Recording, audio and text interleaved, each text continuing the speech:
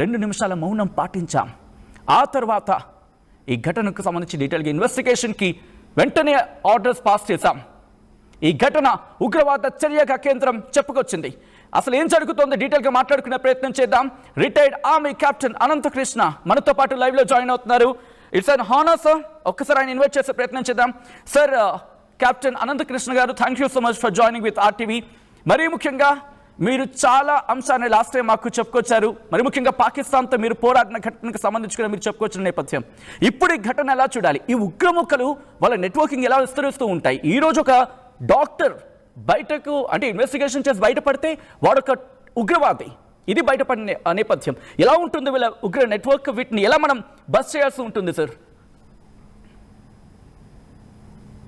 Retired army Anantakrishna sir, నమస్కారం అండి అందరికి. భారత్ మాతాకి జై. భారత్ మాతాకి జై సార్. ఎస్, ఈ ఉగ్రవాదం నిన్న ఏదైతే బాంబ్ బ్లాస్ట్ అయిందో ఢిల్లీలో మొన్న, అది యాక్చువల్ గా వాళ్ళు 6th డిసెంబర్ కు చేయాలనే ప్లాన్ ఉన్నది. ఫరీదాబాద్ లో ఏదైతే ఎక్స్ప్లోజివ్ దొరికిందో మనకి, ఒకవేళ అది కింద బ్లాస్ట్ అంటే చాలా పెద్ద డేంజర్ అనమాట. వీళ్ళు పెట్టింది 6th కు, అది బై మిస్టేక్ లో మరి టైం సెట్ చేయడము, లేకుంటే టైమర్ సెట్ చేయడము ఏదో బై మిస్టేక్ అయినందుకు అది మొన్న బ్లాస్ట్ అయింది. కానీ యాక్చువల్గా అది 6th డిసెంబర్ ప్లాన్ అది. ఇంకొకటి ఏంటంటే, వీళ్ళు సింధూర్ 1 తర్వాత వీళ్ళ టాక్టిక్స్ మార్చారు. ఇంతకుముందు మనం ఏమనుకున్నామంటే, యువత మొత్తం ఉద్యోగాలు లేని వాళ్ళు దాని కొరకు ఆకర్షితులై వెళ్తున్నారు, అది ఇదని చెప్పి చాలా మంది ఇంతకుముందు మనం అనుకున్నాం. ఇప్పుడు అదంతా పోయింది.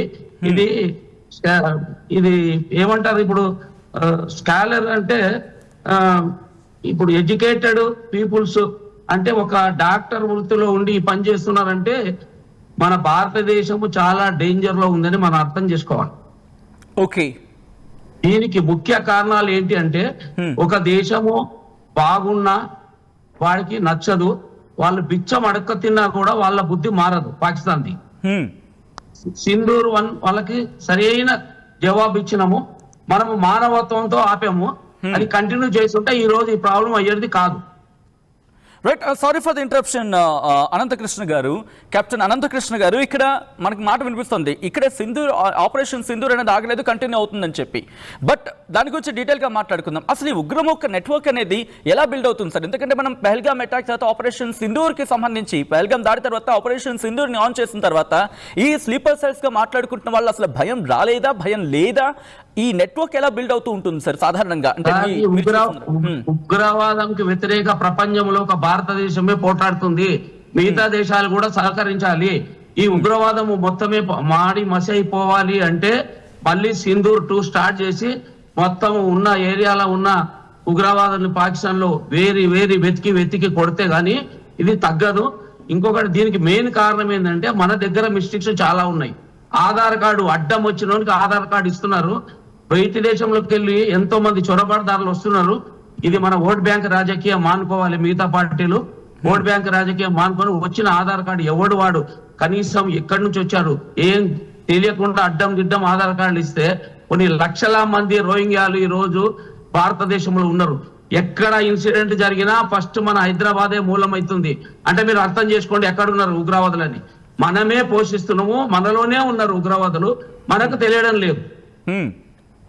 మీ టీవీ ఛానల్లో ఉండొచ్చు, మా ఇంట్లో ఉండొచ్చు. ఇప్పుడు మన దగ్గర ఉన్న వాళ్ళను మనం గుర్తించలేకపోతున్నాము. అంటే మన దగ్గర ఉన్న ఎంప్లాయీస్ కానీ గవర్నమెంట్ ఎంప్లాయీస్ వాళ్ళు క్షుణ్ణంగా పరిశీలించి వాళ్ళకి ఇచ్చే ఆధార్ కార్డు కానీ ఎవరు బయటికి వెళ్ళి వస్తుండ్రు అవన్నీ చేసేది చాలా వరకు తగ్గుతుంది. ఓటు బ్యాంక్ రాజకీయం మాని దేశాన్ని కాపాడుకోవడానికి ఏం చేయాలో ఆ సజెషన్స్ ఇవ్వాలి, అది నేను చెప్పడం. రైట్, అనంతకృష్ణ గారు, కెప్టెన్ అనంతకృష్ణ గారు, అసలు ఉగ్రమూకలకు సంబంధించి నెట్వర్క్ ఎక్కడి నుంచి స్టార్ట్ అవుతుంది సార్? మరి ముఖ్యంగా మీరు అన్నట్టుగా ఎక్కడో కొద్దిసేపటి క్రితం నేను కూడా బులెటిన్ ఇదే అంశం చెప్పాను, మన పక్కనే ఉంటారు కదా, మనకు తెలియదు వాళ్ళు ఉగ్రవాదులని ఒక ఎన్ఐఏనో లేకపోతే ఏటీఎస్ఓ లేకపోతే మన ఇంటెలిజెన్స్ వీళ్ళెవరో పట్టుకున్నంత వరకు తెలియదు. ఈ నెట్వర్కింగ్ ఎలా ఉంటుంది సార్? ఎలా కనెక్ట్ అవుతూ ఉంటారు? కనెక్టివిటీకి సంబంధించి మనకి దొరుకుతున్న తర్వాత కూడా ఈ నెట్వర్కింగ్ పెరుగుతూ ఉంటుంది. ఏం జరుగుతూ ఉంటుంది సార్ సాధారణంగా? సార్, ఇప్పుడు ఉగ్రవాదులు మన ఈ డాక్టర్ వెళ్ళాడు తుర్కీకి వెళ్ళి అక్కడ ట్రైనింగ్ తీసుకున్నాడు, అక్కడ ఆకర్షితులు అయ్యాడు. అక్కడికి వెళ్ళి ఇక్కడ వచ్చిన తర్వాత ఇప్పుడు ఒక డాక్టర్ ఇంటికి కామన్ గా ఎవరు పోయినా ఏ పోలీసు వాళ్ళు కానీ ఏ ఇంటెలిజెన్స్ వాళ్ళని కామన్ గా చెక్ చేయం మనం. అవును, అంటే ఇప్పుడు ఈ యొక్క చదివిన ప్రొఫెసర్ల ఈ దీనికి దాడికి పాల్పడుతున్నారంటే వాళ్లకు భారతదేశం మీద ఎంత ఈర్ష్య ఉంది అనేది ఒక్కటి గమనించాలి. వీళ్ళు దేశాన్ని ఎలాగైనా సర్వనాశనం చేయాలి, ఎందుకంటే శాంతియుతంగా పోతున్న దేశాన్ని ఏదో ఒక అలజడి సృష్టించి ఈ గవర్నమెంట్ బాగాలేదు, ఈ గవర్నమెంట్ నుంచి ఫెయిలియర్ అయినవి ఇక ఆపోజిట్ ఒక నోరు తెరుస్తారనమాట. ఇది ఒక chance.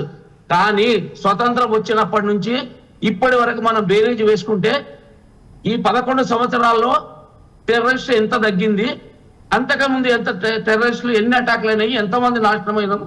Example Bombay Taj Mahal hotel, అలాంటి పెద్ద పెద్ద ఘటనలు, హైదరాబాద్ దిల్సుఖ్నగర్ బాంబ్ బ్లాస్ట్, అలాంటివి చాలా ఘటనలు ఉన్నాయి. ఇప్పుడు అవన్నీ మర్చిపోతారు. మన నాయకులకి ఏంటంటే ముందర ఏది విషయం చిన్న ఇష్యూ అయినా కూడా ఎంబడే వాళ్ళకి ఏంటంటే గవర్నమెంట్ మీద మొత్తుకోవడం. ఆ మొత్తుకోకుండా అయినా మీరు చేసే పని మీరు చేయండి. ఎందుకంటే ఉగ్రవాదాన్ని అందరూ ప్రోత్సహిస్తున్నారు. ఉగ్రవాదాలను ఇన్ అయినప్పుడు వాడు ఎవడు